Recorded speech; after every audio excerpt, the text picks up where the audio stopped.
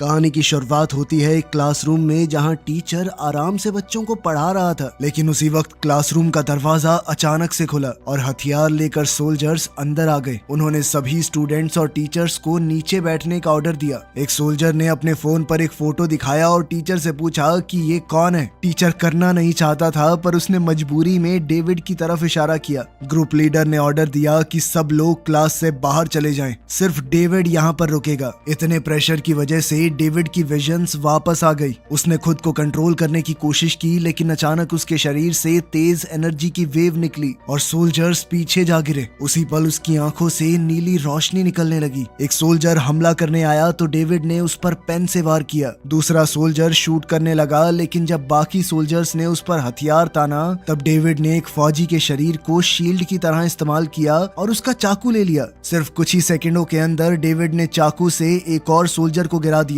और फिर एक दूसरे सोल्जर को टेबल से धक्का देकर खिड़की से बाहर गिरा दिया। अब सिर्फ ग्रुप लीडर बचा था। लीडर ने हथियार निकाला, लेकिन डेविड दीवार पर तेजी से भागते हुए उसके करीब आया और लात मारकर उसे गिरा दिया, फिर उसे क्लासरूम के बाहर फेंक दिया। प्रोफेसर हेंडरसन ये सब कुछ देखकर चौंक गए। अब उन्हें समझ आ गया कि डेविड के विजन सिर्फ उसकी कल्पना नहीं थे, वो सच में बहुत ताकतवर है। अब कहानी थोड़ा पीछे गई और हम एक लैब में इसी लड़के डेविड को देखते हैं, जिसे एक डॉक्टर चुपचाप ऑब्जर्व कर रहा था। डॉक्टर ने उससे पूछा कि क्या तुम्हें कुछ महसूस हुआ? जैसे ही लड़के ने याद करने की कोशिश की, उसके सामने एक अजीब सा विजन आ गया। उसे एक कमरा दिखाई दिया जहां नर्सेज उसे जोर से बांध रही थी और एक डॉक्टर थोड़ा दूर खड़ा उसे बहुत ध्यान से देख रहा था, जैसे कोई एक्सपेरिमेंट चल रहा हो। तभी उसके सामने एक क्रीचर खड़ा हुआ दिखाई दिया जिसका पूरा शरीर आग की लपटों में जल रहा था। लड़के ने अपने दाएं हाथ की तरफ देखा और चौंक गया। उसके हाथ में एक चाकू है। क्रीचर हमला करने के लिए आगे बढ़ा और पेशेंट ने चाकू से उस पर वार करना शुरू कर दिया। यह लड़ाई चल ही रही थी कि तभी अचानक वो झटके से एक कमरे में जाग गया। डेविड इन विजन्स की वजह से लगातार परेशान रहता था। कभी कभी उसे और भी लोग दिखाई देते जिनके शरीर लपटों में जल रहे हैं। उसकी तेज चीखें सुनकर उसका अंकल आंद्रे तुरंत कमरे में आया और दवाई देकर उसे शांत किया। सबको लगने लगा कि डेविड किसी दिमागी बीमारी से जूझ रहा है, इसीलिए उसके लिए लगातार दवाइयां लेना बहुत जरूरी है ताकि ये विजन्स कंट्रोल में रहें।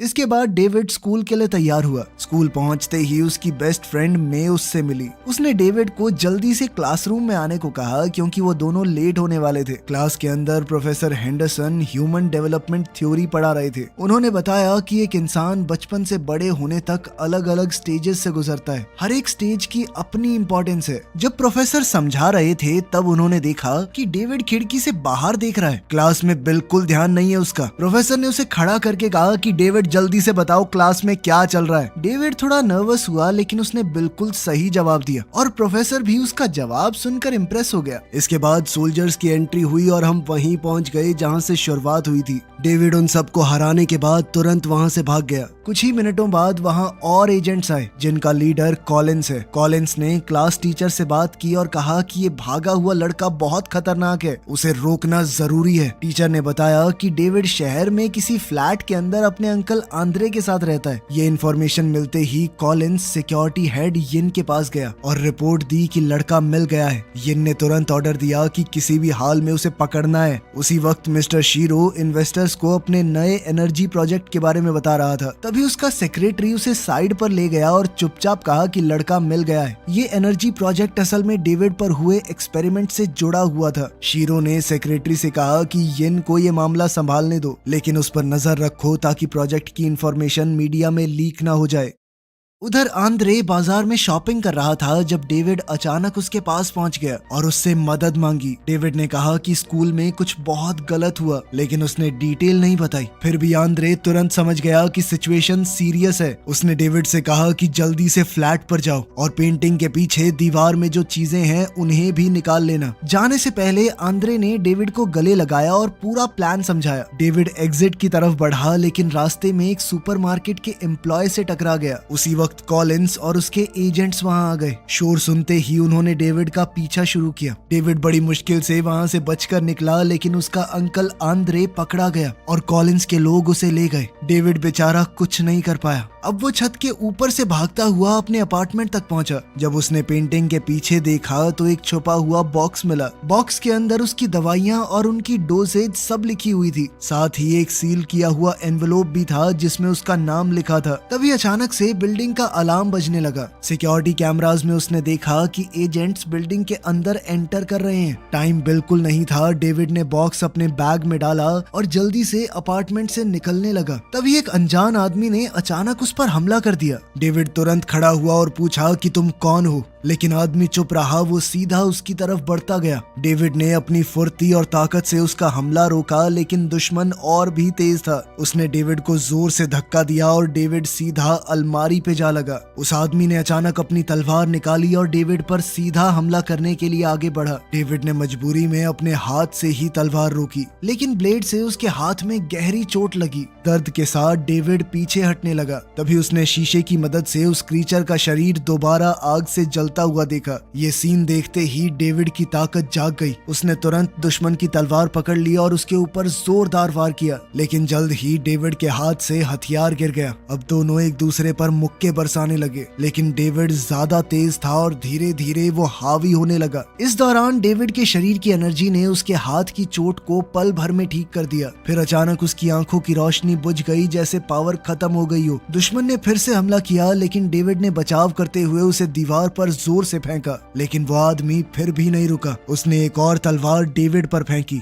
डेविड ने हमला रोका ही था, पर उस आदमी ने दूसरी तलवार निकाल ली। अब डेविड ने भी जल्दी से दीवार में घुसी हुई तलवार निकाली और दोनों के बीच लड़ाई फिर से शुरू हो गई। उसका दुश्मन भी उसी जैसी ताकत का इस्तेमाल कर रहा था। जब डेविड ने खुद को बचाने के लिए एक टेबल का सहारा लिया, तो उसके दुश्मन ने अपनी ताकत से टेबल को बीच से काट दिया। इसके बाद विलन ने एक बेहद ताकतवर शक्ति डेविड की तरफ फेंकी, जिससे वो दीवार तोड़कर दूसरी तरफ जा गिरा। ये लड़ाई अब और खतरनाक हो गई थी, पर डेविड ने ऐन मौके पर अपने बैकपैक तक पहुंचकर दवाई निकाली और दुश्मन को इंजेक्ट कर दिया। उस दवाई का असर धीरे धीरे दिखने लगा। उसका दुश्मन अभी भी लड़ना चाहता था, लेकिन दवाई की वजह से बहुत कमजोर पड़ने लगा और डेविड ने भी मौका देखकर उसकी तलवार ले ली। अब डेविड के पास 2 तलवार थी। उसने डबल अटैक किया और आदमी को दीवार पर फेंक कर फाइट खत्म कर दी। इस लड़ाई के बाद जब डेविड को होश आया तो फर्श पर पड़े आदमी को देखकर उसे बुरा लगा, लेकिन उसके पास कोई और चारा नहीं था। अब वो तुरंत छत की तरफ भागा। वहाँ उसका सामना कॉलिंस और गार्ड से हुआ। इसके बावजूद डेविड ने एक छत से दूसरी पर छलांग लगा दी और वहाँ से एक गली में घुस गया, लेकिन इतनी मेहनत के बाद उसकी तबीयत खराब हो गई और वो बेहोश हो गया।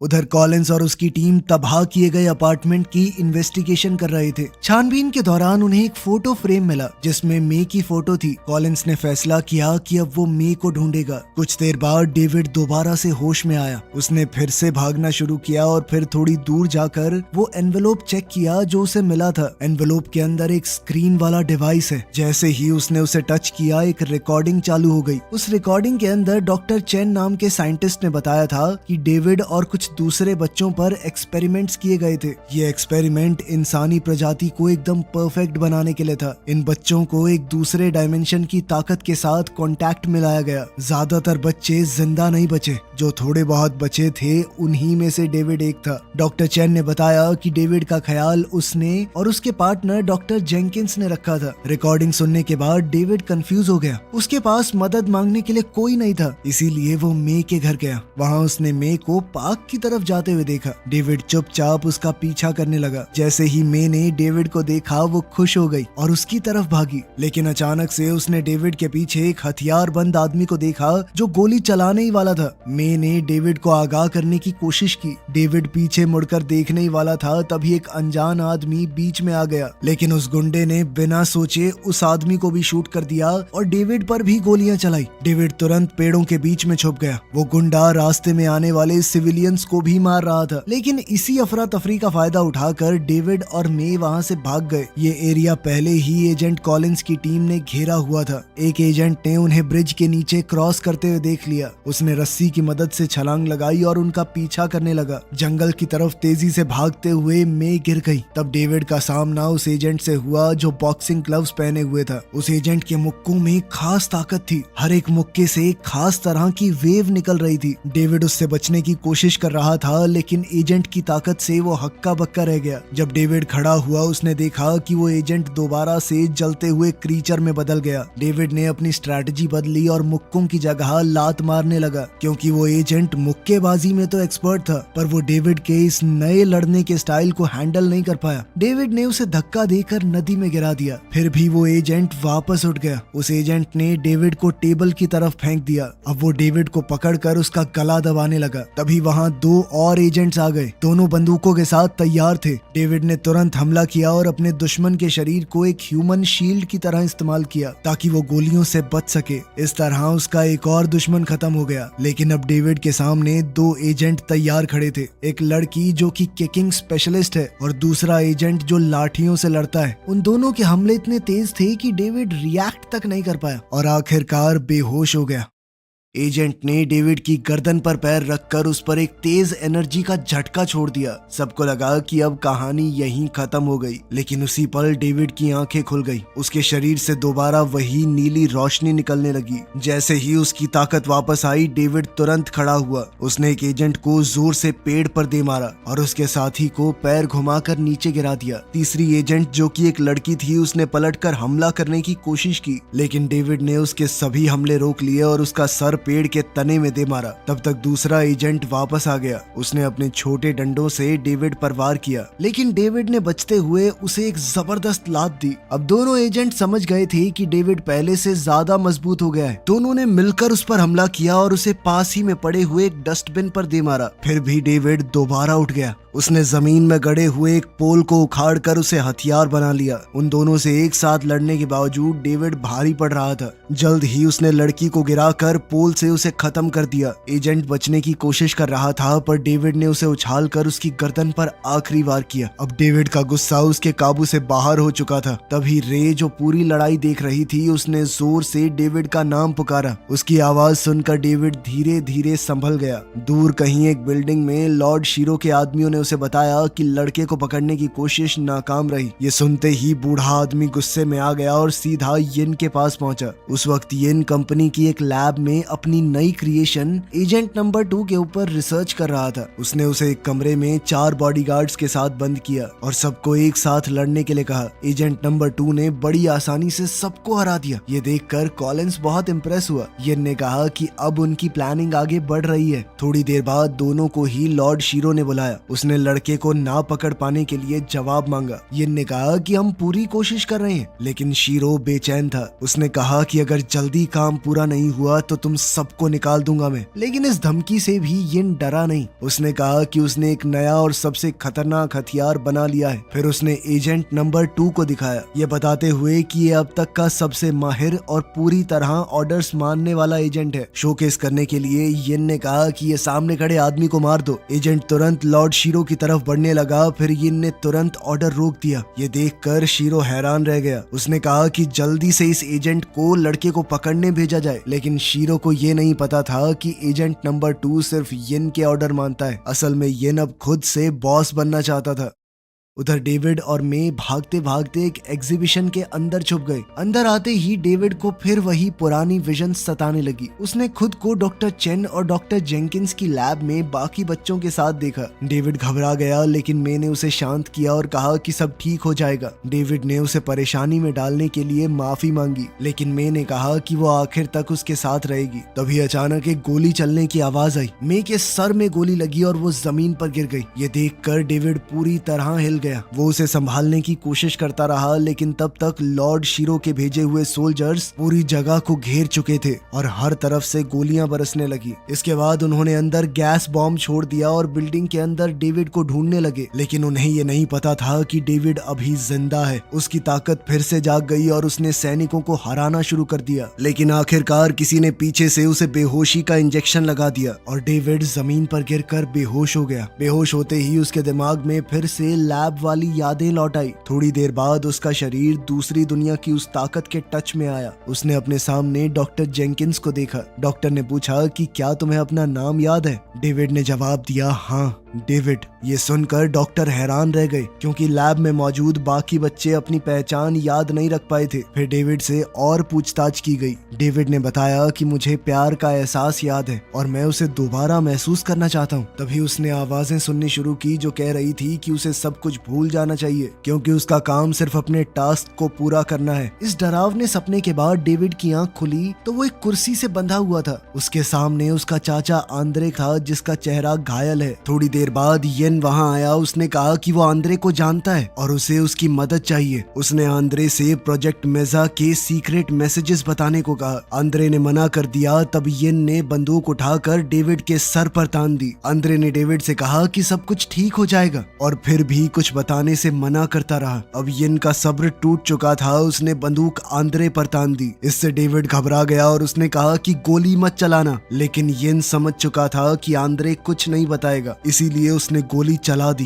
फिर उसने अपने आदमियों से कहा कि डेड बॉडी को यहाँ से हटाओ और लड़के को भी खत्म कर दो, क्योंकि उसकी जरूरत नहीं है अब। तभी कुछ नर्स वहां आई। उन्होंने बिजली का झटका देने वाली मशीन को डेविड के दिमाग पर लगाया और उसके दिमाग में जोर जोर से झटके देने लगे। इन तेज झटकों की वजह से डेविड बेहोश हो गया। बेहोशी की हालत में वो अपने मन के गहरे हिस्से में पहुंच गया, जहां उसकी मुलाकात अपने दूसरे रूप से हुई। उस दूसरे रूप ने बताया कि वो डेविड के अंदर रहने वाली ताकत है, जो दूसरी दुनिया की एनर्जी के साथ कांटेक्ट में आने के बाद बनी है। उसने कहा कि अगर तुम चाहो तो मैं तुम्हें पूरी शक्ति दे सकता हूँ, तुम बदला ले सकते हो अपना। लेकिन डेविड ने मना किया। उसने कहा कि वो किसी को खत्म नहीं करना चाहता। तब उस दूसरे रूप ने उसे याद दिलाया कि जिन भी लोगों से तुम प्यार करते थे वो सब जा चुके हैं। अब आंद्रे और मे की याद आते ही डेविड का दिल बदल गया। उसने अपने अंदर की ताकत के साथ हाथ मिला लिया और दोनों मिलकर अगली लड़ाई के लिए तैयार हो गए। उसी समय नर्स ने बिजली का डिवाइस बंद कर दिया। उन्हें लगा कि इतने से लड़के की याददाश्त चली गई होगी। तब डॉक्टर ने डेविड से पूछा कि तुम्हारा नाम क्या है और साथ ही जिंदगी का अपना मकसद बताओ। डेविड ने धीरे से जवाब दिया कि उसका कोई नाम नहीं और अब उसका मकसद सिर्फ बदला लेना है। इतना बोलते ही उसके शरीर से पूरी ताकत से एनर्जी निकलने लगी। उसने अपनी हथकड़ी तोड़ दी और कमरे में मौजूद डॉक्टर और नर्स पर हमला कर दिया।